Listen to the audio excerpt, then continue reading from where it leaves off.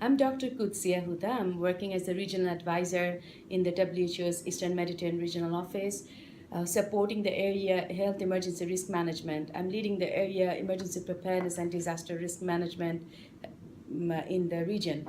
Basically, my responsibility is to support the member states to develop their capacity from policy to practice in the area of emergency preparedness and response. I would say all hazard, multisectoral, and whole health approach. So basically, because this is what I have been doing in this region for last 8 years, and then I've been doing in this organization for last 15 years. And before that, at the country level, I can say that I bring in like 19 years of experience in doing such work. I can see that over the years how this system of risk assessment and the whole approach has evolved and further developed. So for the region, if you refer to the region, I can tell you that in the region we have conducted risk assessment, first phase of risk assessment in Iran and in Qatar, and then ongoing projects are in Afghanistan. We'll be doing it in Somalia, and also simultaneously we are doing a very interesting project, I would say, risk assessment for mass gathering like Hajj.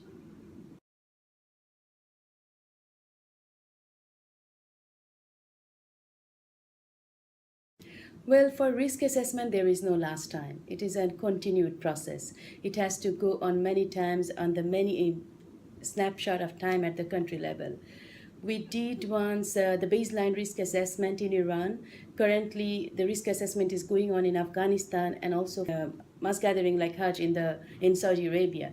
So this is a risk assessment. Basically, is a process. It's a process of getting some information. That information from the reality on the ground to support your decision making, to support your operational planning, and also to support the interventions that you are putting down on the ground to manage the risk from any hazards, and also to develop the capacity within the communities. That's the reason it's not like when did I do the last time, so it's continuing process. Also, risk assessment should be done before any event happen at any point of time at the country level. That's what we call baseline risk assessment, so that we have some baseline information. So what happened, why this is important? This is important because when there is an emergency happen at the country for any event, we do the risk assessment again, then we have the opportunity to compare the information that after the incident, what are the impacts within the community, and compared to what it was before. Why it is so important? It is important because that gives us enough opportunity to put down our interventions based on evidence, resource mobilization, evidence-based decision making, and to do actually in a nutshell, to do the right thing at the right time.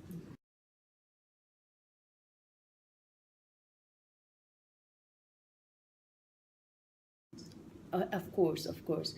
Oman did the risk assessment. I mean, actually, risk assessment is a very, I would say, that comprehensive and tedious process, because it's not something that it's a questionnaire, you fill it in and it's done. It's not like this. You really need in-depth information to conduct the risk assessment.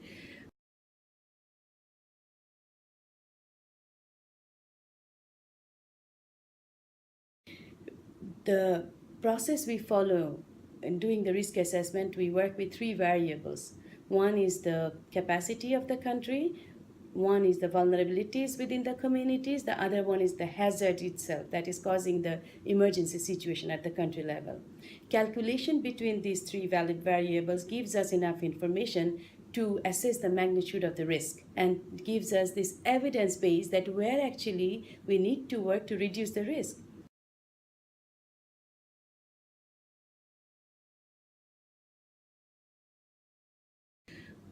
There was this cyclone happened in Oman. It's called Cyclone Gonu. And then from Cyclone Gonu, the devastation in Oman health sector was quite elaborate, and magnitude-wise quite high.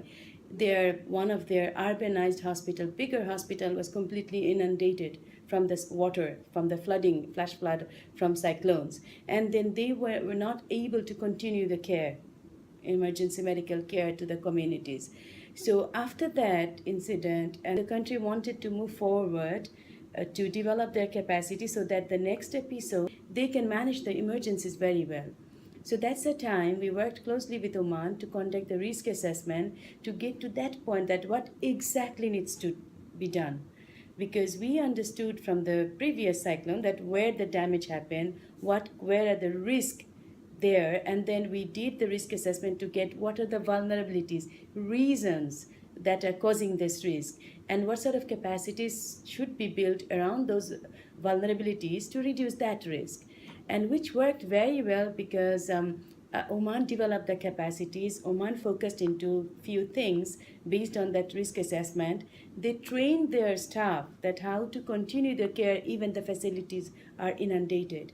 They did the contingency planning for the facilities. We have a special program, Hospital Safe from Disaster. They use that program to safeguard the health facilities, that what are the measures they can take within the health facilities so that they can continue the care.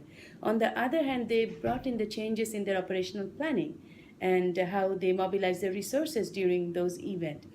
That was quite evident with the next cyclone that hit the country. It's called Phet, the Cyclone Phet, and then the system worked very well. So only thing they learned from the next cyclone that regardless what they did, this cyclone showed them that they need to also understand and also develop some standardized protocols how to clean the hospitals after after the water is receded. For the next cyclone also, their communities were quite well informed that what are the problems they may incur, what are the health risks they are exposed to, like communicable disease, waterborne diseases, inflammatory disease of eyes and nose, then drowning, and then electrocution of the people in the community, and then how to make available the medical supplies in that affected community. So these are all the information they got from the risk assessment, and then they redesigned the system that worked, as I mentioned, in Phet very well.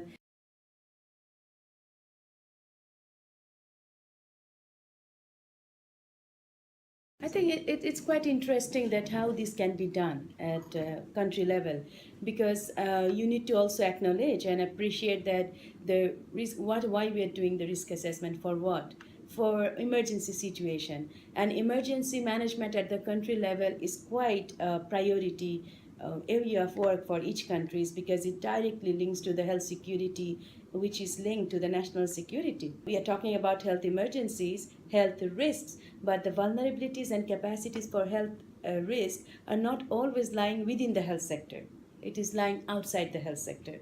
Only through risk assessment we get that information. So the reason I'm mentioning this, when you are actually involving the other sectors, these other sectors are many sectors. It's not only one or two sectors. In a country level, for emergency, say for example, outbreak.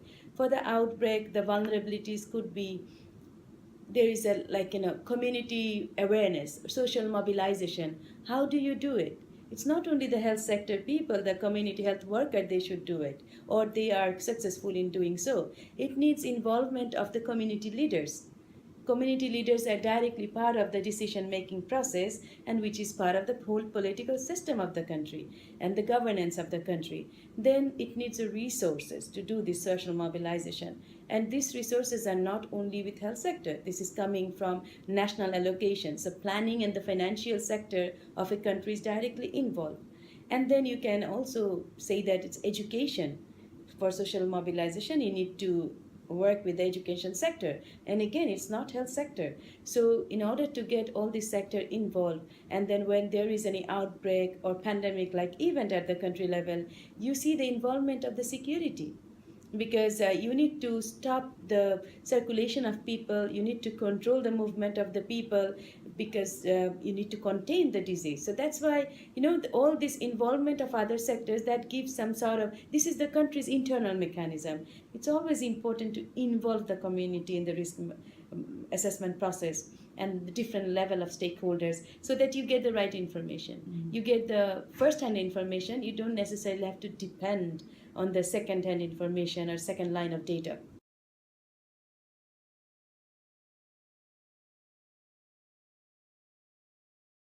I can give you an example of the risk assessment we have conducted in Iran around earthquake. when this was done, it was done basically by Tehran University Department of Public Health. They took the leadership, working closely with the Ministry of Health, and then, under the auspices of the Ministry of Health, engaging the development partners in the process, they conducted the risk assessment. That the outcome of the risk assessment, the risk profile, they used in the operational planning. So in the consecutive earthquake response, we say that the resource mobilization is very smooth. Their decision-making process is very smooth because it's informed decision, and the policymakers and also like all the stakeholders around the table, they know quite well. And the social mobilization became very easy because you are informing the communities something that you took the information from the communities. So you actually earn the trust there. So this worked altogether, the whole mechanism worked very well. So the other aspect I would say that when you talk about risk assessment, one concern come up with everybody that where do you get the resources from? Because it's a very competitive world of resources. You don't get the resources just like to do anything. So engaging everybody, including the communities, engaging the partners, you are actually engaging their assets, their resources, be it technical resource, be it financial resource, and be it an information level. Because they're engaged, they are owning the whole process, and the resource is not an issue then.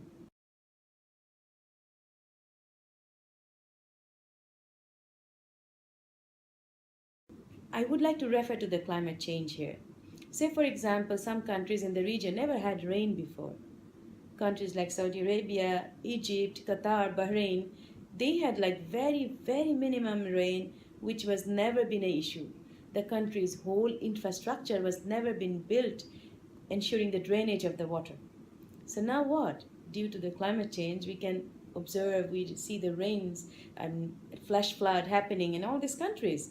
So these became a very critical issues because this has got absolute health concerns, and this is creating and impacting the public health.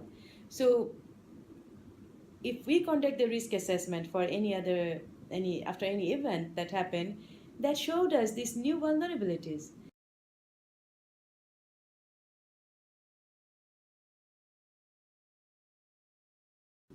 Well, I think that this is what we do. Like we developed a protocol for risk assessment. With the reason also we say protocol, we actually include a couple of other issues. Like to answer your question, we do advocacy with the governments, giving them a clear idea how the process looks like and what would be the benefit of conducting this, how this risk assessment is going to help them. So we initiate this dialogue with the government. We initiate the dialogue. Sometimes we train them. We train the higher level people, the policymakers, very brief training just to give them the idea how is it, what is it. And then we also give enough emphasis in presenting or presentation the outcome of the risk assessment. Okay, you did the risk assessment, you collected a lot of information, how you present it. Who are our target audience? I would say that everyone. Emergency management is a business of everybody. Risk assessment should be reached everybody who are part of the emergency management business. Policy level people, technical people, managers, and then the community itself, health caregivers, partners, donors who would be funding the process, everyone. For the community, we often compile the information and present the way of some information, some posters, sometimes a documentary, sometimes a small video clip to reach them, and sometimes very small key messages, and sometimes we use the community leaders also, that this is the information that through them we pass it on. When it comes to the policy level, what do they need? They need to understand, they need to see the bigger picture. So we use GIS system. We did a mapping of the whole region, and in the mapping we are showing that which country and which region in the country are exposed to what sort of natural disaster. We are using countries' metadata that are available on the public domain. Well, it doesn't give that very pinpointed information, but it gives a very good projection. We strongly feel from our experience conducting the risk assessment in a couple of countries and also with our ongoing projects in several countries, including, I would say, the mass gathering like event Hajj, that it's always important to transfer the technology. As a WHO, as an organization, we provide the guidance, we provide the training how to conduct it, and based on the consensus of the country and then discussion and dialogue between the stakeholders and partners, we be part of the process.